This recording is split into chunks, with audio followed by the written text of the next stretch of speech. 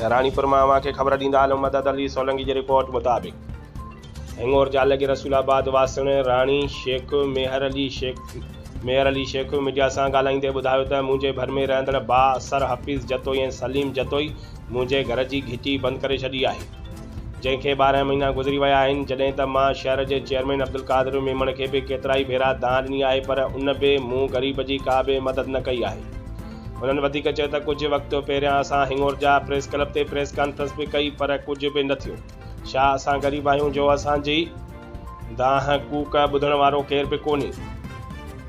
जॾहिं त मथे ॼाणल भाउ असर घिटी भी बंद करे उन में पंहिंजे घर जो आगुर करे छॾियो आहे, जेको असां ग़रीबनि सां वॾो ज़ुल्म आहे। असां हिंगोर जा थाणे ते भी वियासीं, पर उन्हनि असांखे जवाब ॾेई मोटाए छॾियो। अफ़सोस इहो आहे त जेकी ऑफिसर अवाम जे तहफ़ुज़ लाइ थाणनि ते मुक़ररु कया वञनि था, उहे असां जहिड़नि ग़रीबनि खे इंसाफ़ ॾियण बजाए वापसि मोटाए छॾनि था। पर पोइ इंसाफ़ केरु कंदो? मां हिकु बेवा आहियां ऐं मुंहिंजो सहारो केर भी नाहे। असां अपील कयूं था DC खैरपुर SSP खैरपुर ज़ुबैर नज़ीर शेख खे त मूं ग़रीब मिसकीन बेवा औरत सां इंसाफ़ कयो वञे।